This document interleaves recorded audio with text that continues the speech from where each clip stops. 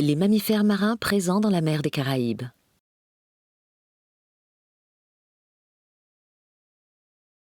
Dans la mer des Caraïbes, il est possible d'observer plus de 35 espèces différentes de mammifères marins.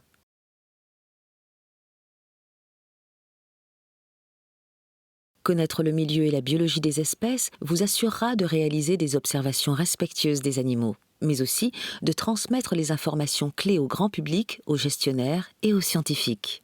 Ensemble, faisons du whale watching une activité durable. Bonjour, Claire Pusineri, je suis chargée de mission mammifères marins au CARSPO, le centre d'activité régional pour le protocole SPO, qui est le protocole dédié à la préservation de la biodiversité dans la Caraïbe de la Convention de Carthagène. Alors il faut savoir que l'activité d'observation des mammifères marins n'est pas sans impact sur ces animaux. Sans le respect de règles simples, ils vont être dérangés et leur mode de vie peut ainsi être modifié à court et à long terme. Ce phénomène peut par exemple entraîner une baisse de l'état de santé, des déplacements de population ou encore une diminution de la reproduction. Donc cela est une menace bien entendu pour les animaux, mais aussi pour l'activité de whale watching, pour votre activité. Ces espèces sont également soumises à de nombreuses pressions, le plus souvent liées aux activités humaines. Capture accidentelle et enchevêtrement dans des engins de pêche actifs et abandonnés, collisions avec des navires, dégradation de leur habitat, tels que la destruction de certains milieux comme les récifs coralliens, la pollution chimique des eaux côtières ou encore la pollution sonore.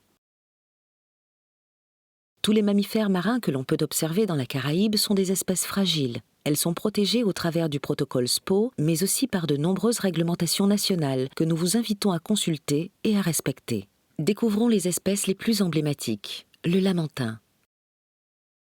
Adulte, il mesure entre 3 et 4 mètres. On l'observe généralement en milieu côtier et dans les embouchures des fleuves, seul ou en petits groupes de quelques individus. C'est un animal discret, au comportement calme, qui ne montre que le museau en surface. Il est herbivore, au spectre alimentaire très large, incluant herbiers, feuilles de palétuvier, algues et diverses plantes aquatiques comme la jacinthe d'eau. Le globicéphale tropical.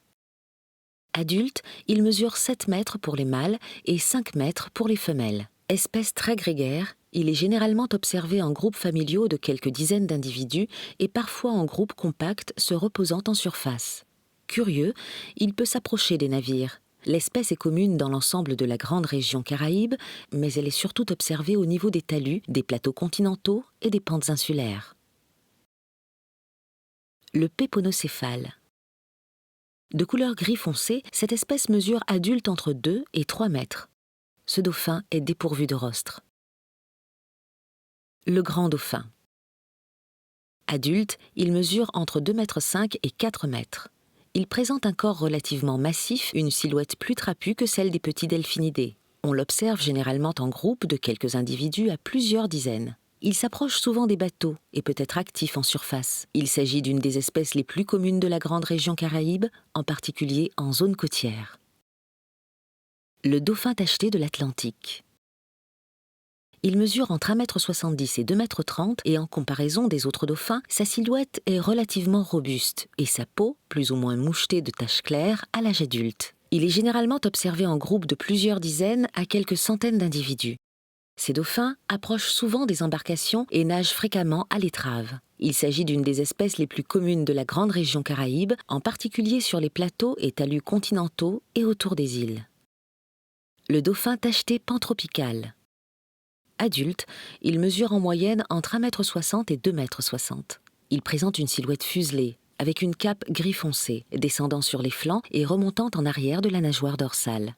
À l'âge adulte, il possède une peau mouchetée de taches claires. Ce dauphin s'observe en groupe de plusieurs dizaines à quelques centaines d'individus. Il est généralement très actif et vient volontiers nager à l'étrave des navires en sautant régulièrement. Il s'agit de l'espèce la plus fréquemment observée dans la Caraïbe, mais elle est surtout observée au niveau des talus, des plateaux continentaux et des pentes insulaires. Le cachalot. Facilement identifiable en mer, il a un corps de grande taille, entre 11 et 16 mètres. Une coloration sombre et uniforme et son souffle puissant est orienté à 45 degrés sur le côté gauche. On peut observer les individus solitaires ou en petits groupes composés en général de moins de 10 individus. Il peut également être vu en train de se reposer ou de socialiser à la surface. Ces vocalisations sont puissantes et très caractéristiques sous la forme de clics.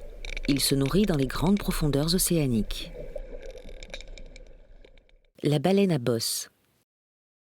Ces baleines mesurent entre 12 et 16 mètres. Avec son physique particulier, elle a la tête allongée garnie de protubérances. Ses nageoires pectorales sont très longues et très blanches, ce qui permet souvent de reconnaître facilement l'espèce. Sa nageoire caudale dentelée et aux motifs variables est utilisée pour identifier les individus. Dans la Caraïbe, elle ne s'observe pas tout au long de l'année.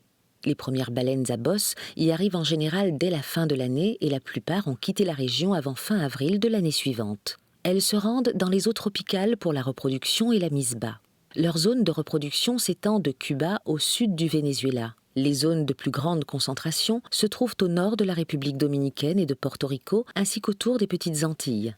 Cette espèce est souvent aperçue dans les zones aux eaux peu profondes, 10 à 200 mètres, près des côtes ou au large, au-dessus des plateaux coralliens.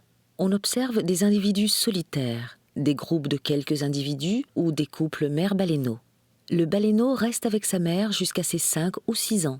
La baleine à bosse est la plus acrobatique des grandes baleines, avec des sauts entièrement hors de l'eau, des frappes de caudale et de pectorales. Curieuse, elle s'approche aussi souvent des navires. Si vous souhaitez en savoir plus sur les espèces de mammifères marins que l'on observe dans la mer des Caraïbes, rendez-vous sur le site internet www.car-spo-rac.org.